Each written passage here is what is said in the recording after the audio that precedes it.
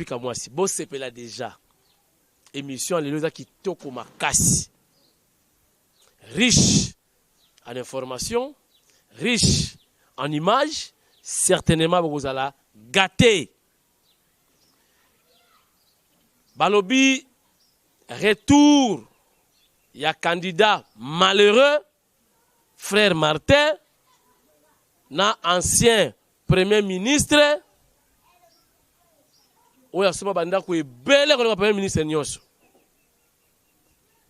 Bazozonga Kinshasa. Toko senga na bato hygiène aux frontières. Bacha bangona nous en quarantaine. Toye baso bazana koro, to bazana ngoti. Pour frère Martin, a outi na États-Unis esika koro ils ont frappé na nga ko sakanati. Donc on ne peut pas s'hasarder. Aïra beto cotiser Eta aïna 1 million de koro. Quarantaine, hygiène aux frontières, batali bango, so baza bien, ba cotiser, so baza bien te, allez. Dissolution. Il y a parlement en téléchargement. Batou baza ko signer pétition et belé nan bomonate. Babina chef de l'État a dissous le gars parlement wana. Tokotala. Sango ya mawa na Congo. Nangaki na banda wana tante ya président de la République, tante je crois Tchela a perdu le mobile na donc famille présidentielle en deuil. Kamwasi a présenté, Natindika Bobima en général, to présenté ma condoléances les plus attristées na Fachi Béton, chef de l'État, président de la République, le commandant suprême, il y a armée dans la police, le magistrat suprême, il y a RDC, to présenté ma condoléances et panaï. Et pourquoi pas la famille UDPS. Sango ya pasi sango ya mawa musu ezali nini Henri Magie oyo boye bien dans la kibongo patron ya ba beret rouge ya PPRD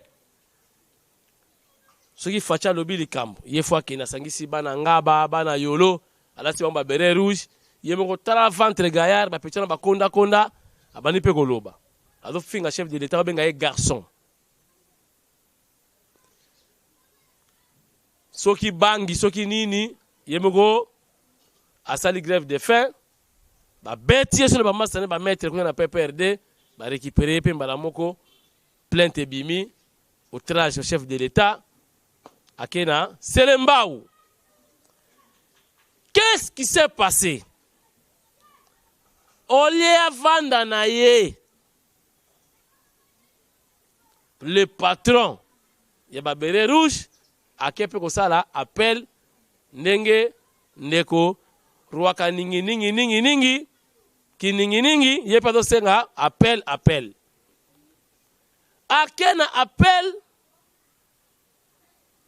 na idée que ba diminuer peine kuna peine matelongo 18 mois comme 24 mois le patron ya ba beret rouge abandi ko lela. Alobi tata fachi umfui lankenda utufuile luse abandi kolela afuka ba alobi chef de l'État yo ne béton yo katanga mawa ngaleki na yo 24 mois yango bono tala ngai sikoyo kamwasi naza koloba na tindika j'ai peur. Na gérant, il y a 100 jours. Il y a pas lingi appel trop. Oh appel. Croyant qu'il y a une liberté provisoire. J'ai peur à subir. Même réaction. À subir. C'est que le patron des bérets rouges a subi. J'ai peur, ça se passe aujourd'hui. Parce que on a condamné qui est kombo na ye Bankenge Mvita, le gardien de la guerre.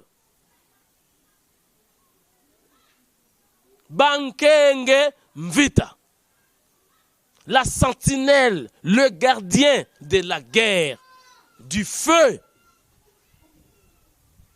Maintenant, Bankenge Mvita, Azakuna comme conseiller.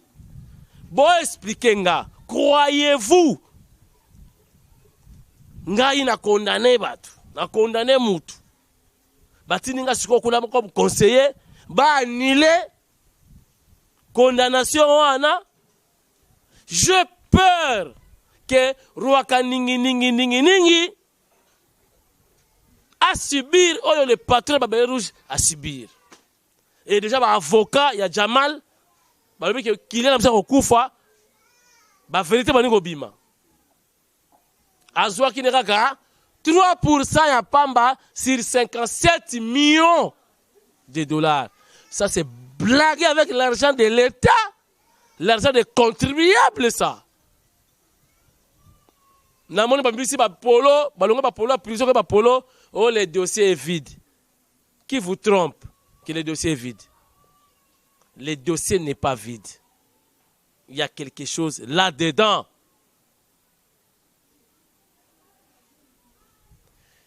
Chers internautes, pour soutenir le chef de l'État, Izosenga, Tozala est belé. Le chef de l'État n'est pas un magicien, seul il ne peut rien. Mais avec l'appui de tout le monde, Fachi peut tout. Bota la Katanga, avec idéologie à Dr Foreman, Mabala, il y a l'obité. Faut donner l'idéologie à Fachi. Babi moto na moto ya pe na pierre na ye pour l'intérêt général. Il y a da munganga l'obité qu'on traité batu, soit il y a ofele, soit na momo solomuke. Idéologie, mot d'ordre à Fachi Béton, mot d'ordre à Docteur Eteni Longondo, l'homme à la Bakos Ngambe Mobali, autorité morale, ya iso chwapa, mwana ya ekanga. Toujours une idéologie à Etienne Tshisekedi wa Mulumba. Tout ça, c'est Fachi. Mais Azal, on a un médecin, monsieur, sous terme colonial, prime de risque, grève, prime de risque. Mais hier, un médecin, on a bango, a préféré à opérer, batu na bambon, on a yé à ofele, batu ya passi, qui a ça marche, prime de risque. Mais qui est na maman, monsieur, na mbongo, te au koufi, car le même médecin, prime de risque. Sans plus tarder, chers internautes, bota la réalisation dans la télévision. Tolobi bomoni. Audio visuel. Dans ce loba, il faut vivre encore. Que réellement dans le Lubumbashi, se passe quelque chose. C'est quelque chose à soutenir. Et je souhaiterais que le docteur Eteni Longondo puisse recevoir docteur Foreman et les autres. Dans l'idéologie. Pourquoi pas le chef de l'État lui-même les encourager? Et si je parle le même langage avec celui qu'on appelle Chako jadis, papa na zéro, actuellement en égalité avec Mike Luzola Dio, papa on monte, c'est-à-dire 1 à 1.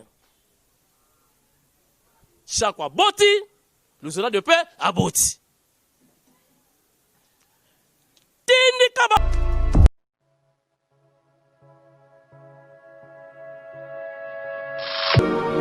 Marcher et soutenir la vision du chef de l'État et répondre à son appel à la solidarité nationale.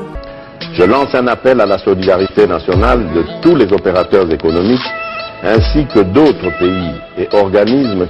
Voilà qui caractérise spécifiquement les œuvres de l'ONG des BAMN, entendez, Bureau d'assistance aux malades nécessiteux, qui œuvre dans le social et la prise en charge médicale des citoyens congolais démunis et meurtris par diverses maladies.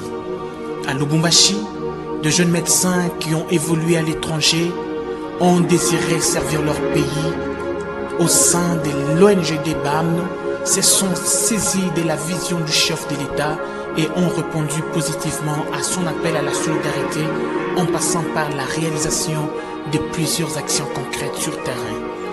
La dernière en date, c'est celle du mois de juillet 2020 où une jeune fille âgée d'une vingtaine d'années a été prise en charge par l'ONGD Bureau d'assistance aux malades nécessiteux sur demande propre du chef de l'État, le président Félix Antoine Tshisekedi Tshilombo, au travers son ministre de la Santé, le docteur Eteni Longondo, en mission de service dans la capitale qu'il préfère. Non, il n'y a pas de problème, ma chère. Hein? On va s'en occuper maintenant, comme le ministre nous a donné l'instruction. On va faire ça, hein?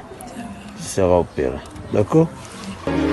La prise en charge de la fille consistait en une opération de haut risque au niveau de la branche maxillaire, une opération de haute facture qui ne devrait jamais avoir lieu à cause du rang social de sa famille, incapable de supporter la facture.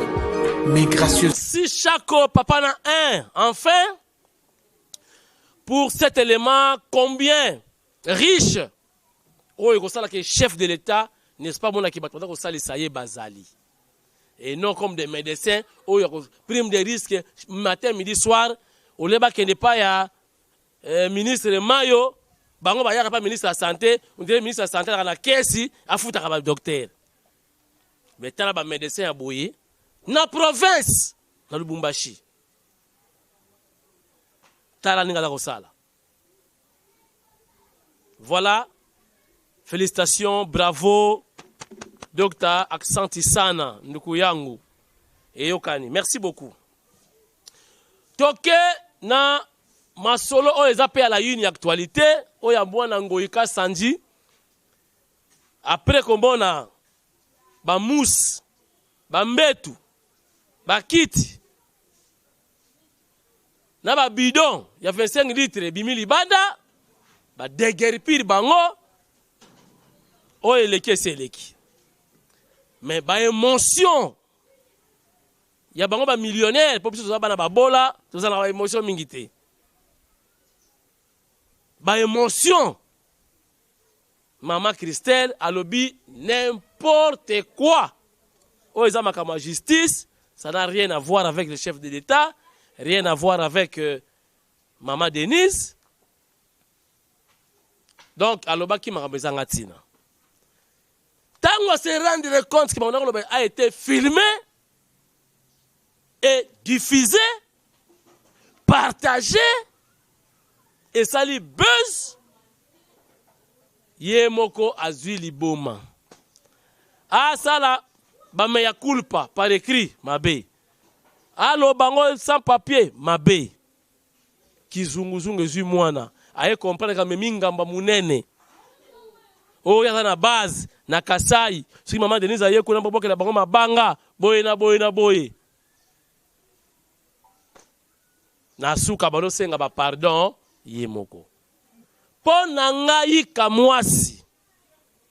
Malgré justice, ce qui ba okanga, so si ba kangiye, ngana ko senga na maman Denise, Nyakeru, Tshisekedi.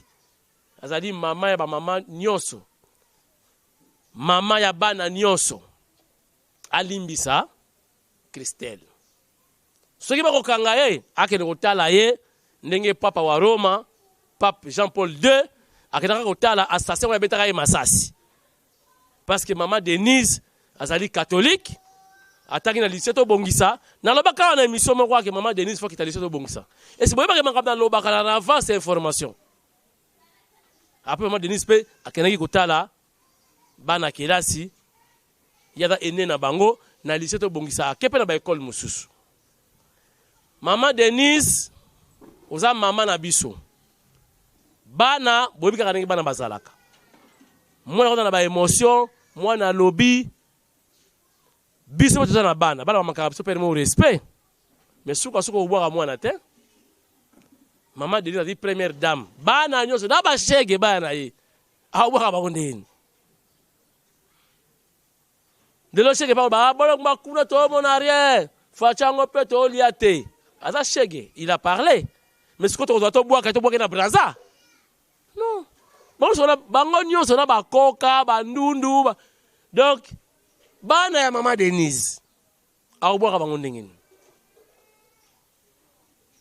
Nzoko alembaka minu na yete. Nyonso na ba minu na yo charge na yo maman Denise. Na bana batangi classe bien te, na bana ba impoli, na bana oyo bazana ba malchance na nzoto, basali boye na tata na bango, bachi baou, bachi bindi, donc na bana ba malédiction, nyonso bana yo. O boya bango ndengeni. Ngai kamwa sinasengi na maman Denise akutana Christelle a pardonné ye ekosala ye monene. Ekosala ye monene, laki ba émotion.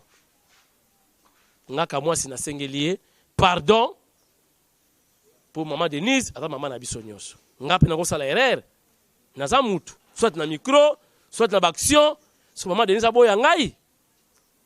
Ata maman na biso, nga na sengeli Christelle pardon, na esprit ya bien.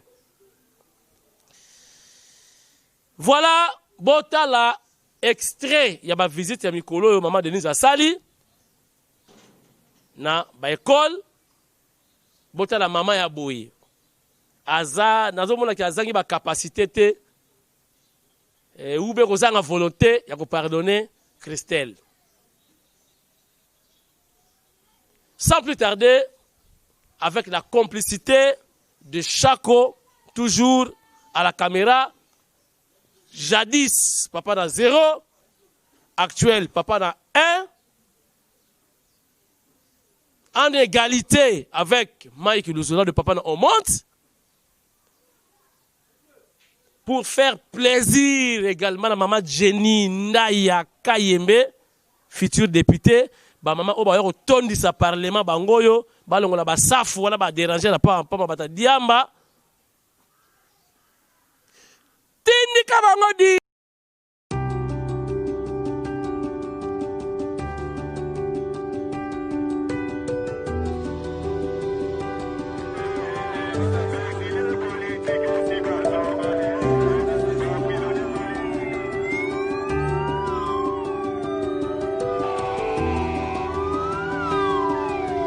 Madame, c'est avec empressement et joie immense que toute la communauté du lycée Monseigneur Chaouba vous souhaite la bienvenue.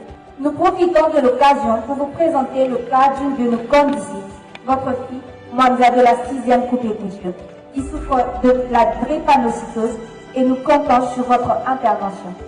Si vous pouvez accepter de la fille drépanocytaire, Mwanza, est-ce qu'elle peut se tenir debout? Mwanza, mets-toi debout. Nous avons écrit à votre fondation s'il y a lieu vraiment de faire quelque chose pour cette fille.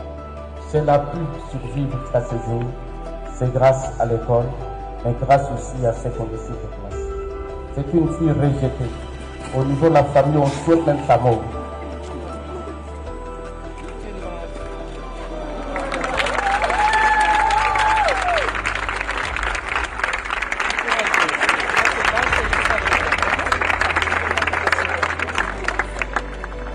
Quant à Mwanza, sache que tu rentres d'office dans le programme Excellencia, d'accord? Et je promets qu'on va te suivre. Non, assieds-toi ma chérie, assieds-toi. Et je promets qu'on va te suivre. Hein? On va entrer en contact avec tes parents pour pouvoir te suivre à l'hôpital, d'accord? Sois forte. Je suis très contente. J'étudie juste par grâce. Depuis la première, je n'ai jamais payé les Minerval. Je mange à l'école, parfois je manque la nourriture et voilà. Si la première dame compte m'aider vraiment, que Dieu la bénisse et puis...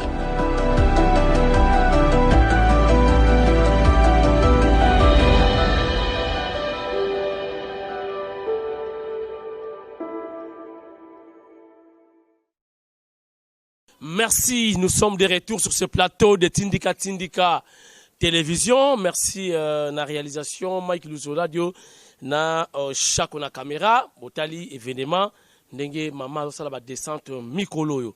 Voilà na zongi muke na procès à 100 jours. Na ebisibilo na ko banga Mutu a 20 ans, cause a 30 ans. Nazobanga. Ce n'est pas un souhait, mais nazobanga. Et puis comportement na yazo senga la bazouzi liberté provisoire, mais tala nenga na tala ba juge ngo. Ko katla bango mangala, ko yiba bango parole, ko diminuer bango. Tina juge akufi.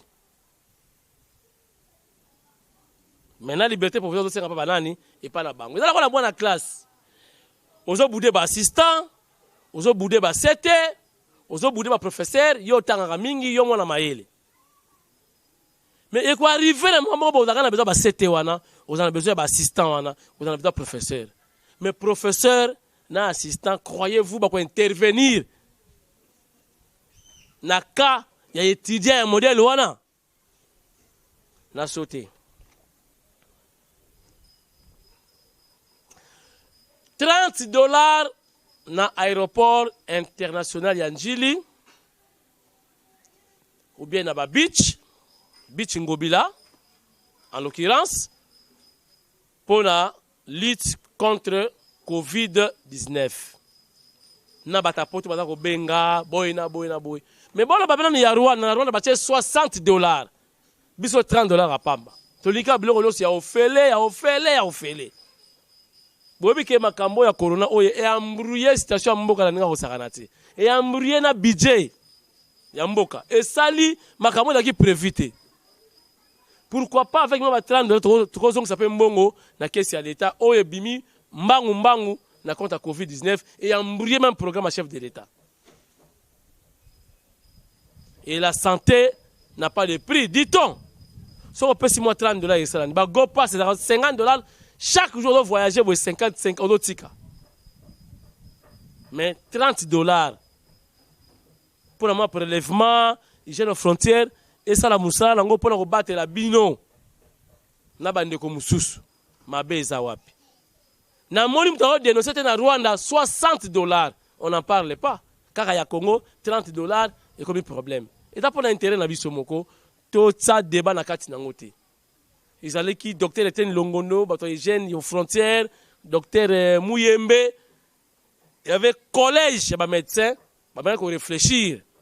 Pour nous saluer la malamu, moi 30 dollars, auto liya kanango kaka tabac, 30 dollars, to se met na ngulu na yolo wana na kapela, 30 dollars, au melango bière, na bon marché, soko fouti, pour la garantie na yomoko, ma bezati. En tout cas, la lignité, tout côté ça débat là-dedans. Voilà pour clôturer cette émission, chers internautes. Batu ya PPRD, Balako Senga, ba nommé rapidement ministre ya justice à remplacer Tunda Oya Bengaki Yemei. Qui dirige qui, chers internautes? Si vous avez un dossier juridique, Mikolo, yaka nango mbangu. Mutasimi justice et l'IDPS, donc vice-ministre. Oya PPRD à Longwa, à démissionner. On va démissionner, Yémé a yébisé Zarawana. Sur le téléphone, à Yémé, il est à souster. Sur Benga Yémé, l'appareil de votre correspondant, tantôt c'est Fouidi, tantôt c'est Bouidi Moumassa. Il est à souster. Donc, Robert Rafati. Ce Robert Rafati, au quoi peut côté mon boué? Bokomi? Bakomi kosera na bokonzi mboka. Va remplacer Tunda. Na ministre Mususu, ya FCC, na cadre, ya coalition. Mais tout ça, c'est lié à la peur. Bazo bang, bazo bona donc ba gros poissons. Les intouchables. Ba komi ba monsieur tout le monde. Bazo bona ki ba déguerpir ngoika sandi. Parmi ba poids lourd, il y a FCC. Maintenant, ils ont peur. Bazo bona à qui les prochains tours? À qui les prochains tours? Ba aussi manani maloyo. bozala calme ezali justice ya mboka oyibaki te bakosimbo te oyibaki bakobengisa yo. Chef de l'État autaki na nzela bandundu pona masolo etali électricité centrale solaire photovoltaïque na Menkao. Tout ça pour la kosalisa inga bomoni ba câble baby souterrain aérienne bokuleka na balabala ba Singapour bimisa minu boye ba isolate mvula peza koya batu bakufaka na se ba courant oyo ezo simbate ba délaissage. Chef de l'État meka ki sala ba moni désordre national donc ya osakanati. Bon, tout que dans ba énergie naturelle solaire renouvelable. Bomoni fachi akimi nanu inga po aoki mutu pasi akena nukuna kura ya biesiko ya fachi ezako ya pona ko salisa Kinshasa. Courant ezo salisa congélateur, chambre froide mais soko osimbi okufate olenga kabo. Okangambi osimbi bo olenga kabo. Oda ete facha kura ya fachi yango wana. Kura bana makasi biloko tezo sala besoko simbi boye olenga te lokola ya inga donc ozolenga mo okufate obetaka boye fachi okufate soki na lobi fachi beton zongiselanga na chiluba soki na lobi fachi beton zongiselanga na kishilele soki na lobi fachi beton zongiselanga na kimbunda soki na lui fachi beton zongiselanga na kintando mfumu gata kwa ngolo zonso soki na lobi fachi bozongiselanga na kimboma soki na lobi fachi beton bozongiselanga na kiwoyo soki na lobi fachi beton bozongiselanga na Kiswahili raisi yetu. Merci na Mudingai Jaco vitesse de croisière. Merci na Angèle Mpumbu wetu. Merci na Bibiche Kabeya. Merci na ba mama ya Fachi Solution, le peuple d'abord et ratakate. Bo s'adhérer massivement. Merci na maman Christine Mpinda motema ya Joseph Mpinda, maman présidente ya MDDC Paris tout comme na Kinshasa. Merci na Dengi Mayar Montana Kaka Dengi. Merci na Roger Mutombo Roger. Merci na bino nyonso botali tindika ya lelo. Surprise eza koya. Na osala sous descente. Boko sepela. Donc kinena papa na 0, actuellement papa na 1. Boko tala reportage to sala pour na Fachi Beton pour na bino. Totika la soudé makama bien eza na nzela boza na confiance ya Fachi Beton Fumugata. Boza la peine confiance ya Jamar Kabund Akabund. Boza na confiance ya Augustin Kabuya papa 70% qui paie lu kimfumu. Ça veut dire ki talatala ya mokonza mboka.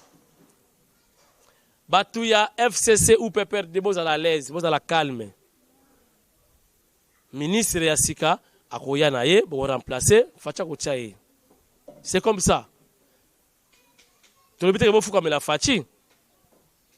mais bocha na se mokonza mboka da mo moke mikolo yo trop chargé na mamaka mususu na la priorité te pour remplacer ministre de la justice vice azawa na sala intérim qui toko to mo ngé justice comme elengi na mboko yo so ki sango kaka ya convocation yo mboko libumbe fungwami okomo luka o meyamisine okomo luka o pampaverine nano sambité tala bato komo banga l'état bato komo banga mbongo à l'état. C'est comme ça que le pays oyo il se développer. Merci na Christophe Niati Londa, mon directeur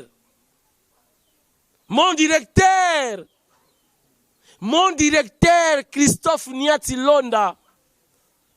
Mes respects. Tout la fidèle na Fachi, tout la confiance na ye, mboka oyo.